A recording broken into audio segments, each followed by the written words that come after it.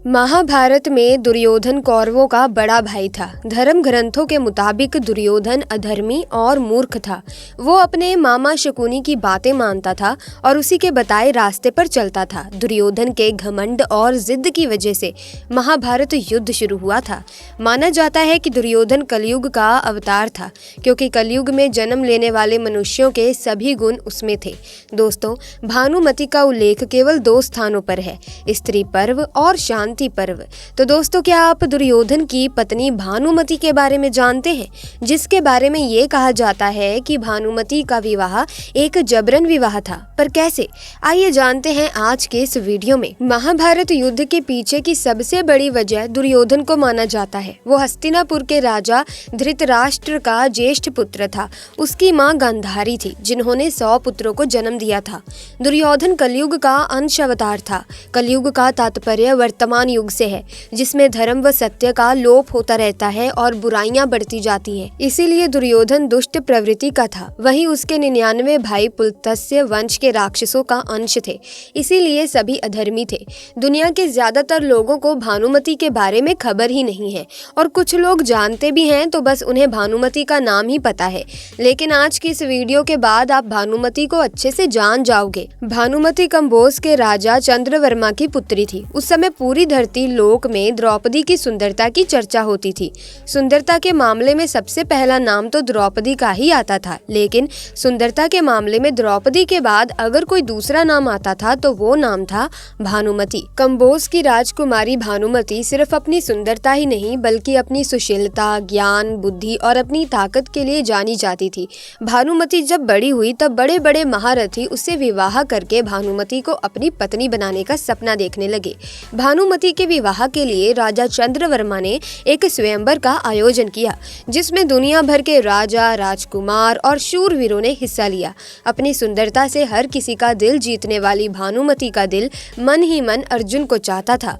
भानुमति को उम्मीद थी कि अर्जुन भी स्वयंवर में आएंगे और वो उन्हें अपना पति चुन लेंगी, लेकिन अर्जुन किसी कारणवश इस स्वयंवर में नहीं आए। भानुमति वरमाला लेकर स्वयंवर के लिए आए, एक से बढ़कर एक पुरुषों के सामने से गुजरने लगी, लेकिन उनकी नजरें जिसे ढूंढ रही थी वो वहां नहीं मिला। इस स्वयंवर में दुर्योधन भी आया हुआ था। दुर्योधन पहली नजर में ही भानुमति पर मोहित हो गया और उसने हर कीमत पर भानुमति को अपनी रानी बनाने का फैसला कर लिया था। लेकिन जब भानुमति दुर्योधन के पास आई तो भानुमति दुर्योधन को नजरअंदाज करके आगे बढ़ गई। दुर्योधन को खुद की ये उपेक्षा बर्दाश्त नहीं हुई और उसने जबरदस्ती बलपूर्वक भानुमति के हाथों वरमाला अपनी गर्दन में डलवा ली। इस हरकत से स्वयंवर में आए हुए दूसरे राजाओं और दरबारियों ने दुर्योधन का विरोध करना शुरू कर दिया, जिसके बाद दुर्योधन ने इनमें से हरेक को चुनौती दे डाली कि अगर किसी ने भी युद्ध में उनके मित्र कर्ण को पराजित कर दिया तब वो भानुमति को छोड़ देंगे, लेकिन अगर ऐसा नहीं हुआ तो वो फिर भानुमति से ब्याह रचाकर उसे हस्तिनापुर ले जाएंगे। कर्ण दुर्योधन के बेहद खास मित्र थे, इसीलिए वो अपनी मित्रता के खातिर इस काम में भी दुर्योधन का साथ दे रहे थे। भानुमति से विवाह की इच्छा रखने वाले योद्धाओं ने एक एक करके कर्ण को चुनौती देना शुरू किया और कर्ण सभी को धूल चटाते रहे। अंत में जरासंध ने कर्ण को चुनौती दी। कर्ण और जरासंध में काफी लंबा युद्ध चला, लेकिन अंत में कर्ण ने जरासंध को भी पराजित कर दिया। कर्ण से मिली ये हार जरासंध के लिए जीवन की पहली हार थी। सभी योद्धाओं को हराने की खुशी में दुर्योधन ने अपने मित्र कर्ण को मालिनी राज्य उपहार स्वरूप दे दिया।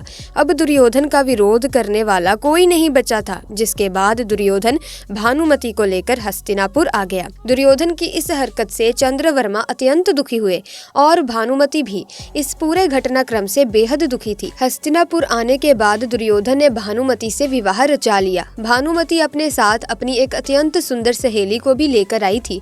भानुमति की सहेली उनकी बेहद खास थी और वो उसे कभी भी खुद से दूर नहीं करना चाहती थी। दुर्योधन ने अपनी पत्नी की प्रिय सहेली का विवाह अपने मित्र कर्ण से करा दिया। भानुमति थोड़े दिनों तक तो दुर्योधन से नाराज रही, लेकिन अंत में उन्होंने दुर्योधन को अपना पति स्वीकार कर लिया और दोनों पति पत्नी की तरह साथ रहने लगे। भानुमति सुंदर और बुद्धिमान होने के साथ साथ अपने पति दुर्योधन की तरह बलशाली भी थी। भानुमति कुश्ती की माहिर खिलाड़ी थी। सती पर्व के अनुसार भानुमति खेल खेल में अपने पति दुर्योधन के साथ कुश्ती भी खेला करती थी और कई बार भानुमति अपने पति दुर्योधन को कुश्ती खेल में हरा भी दिया करती थी। कुछ समय बाद बाद भानुमति ने जुड़वा बच्चों को जन्म दिया, जिसमें एक पुत्र और एक पुत्री थी। पुत्र का नाम लक्ष्मण और पुत्री का नाम लक्ष्मणा रखा गया। एक राजकुमार और एक राजकुमारी की तरह दोनों की परवरिश हुई और जब ये दोनों बड़े हो गए तब सांसारिक नियम अनुसार दुर्योधन ने भी इन दोनों के विवाह के बारे में सोचना शुरू कर दिया। अपनी माता भानुमति की तरह लक्ष्मणा भी अति सुंदर, सुशील और बुद्धिमान थी, जिसकी चर्चा चारों ओर होती थी। दुर्योधन कर्ण के साथ अपनी पक्की मित्रता को रिश्तेदारी में बदलना चाहता था, इसीलिए उसने अपनी पुत्री लक्ष्मणा का विवाह कर्ण के पुत्र वृषसेन से तय कर दिया था। लक्ष्मणा और वृषसेन भी मन ही मन एक दूसरे को चाहते थे, लेकिन कुरुवंश की गरिमा बनाए रखने के लिए दुर्योधन ने लक्ष्मणा के लिए स्वयंवर का आयोजन किया।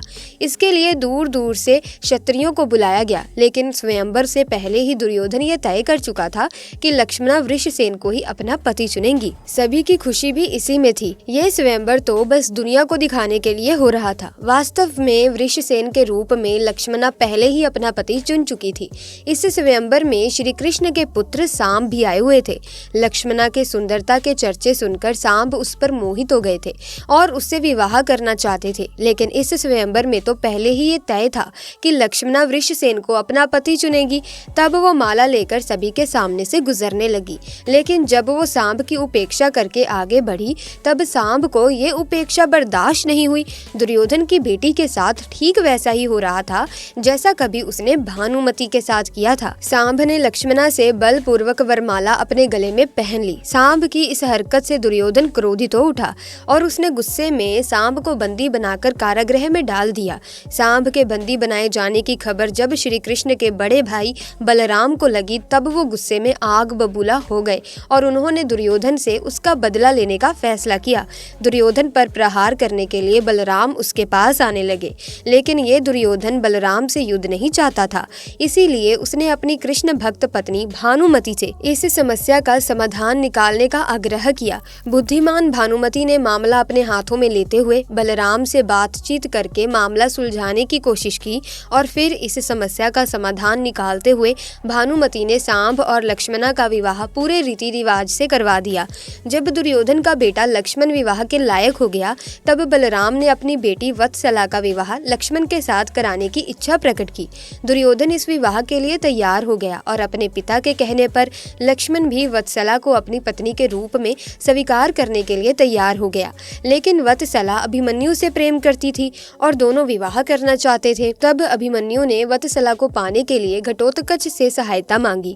अभिमन्यु की सहायता करते हुए घटोत्कच ने दुल्हन का रूप धारण कर लक्ष्मण को इतना डराया कि लक्ष्मण ने कभी विवाह ना करने की कसम खा ली और उसके बाद अभिमन्यु का विवाह वत्सला के साथ हो गया। जब दुर्योधन को इस बात की खबर लगी तब पांडवों के खिलाफ उसका क्रोध बढ़ गया। कौरव और पांडवों के बीच महाभारत का युद्ध आरंभ हुआ।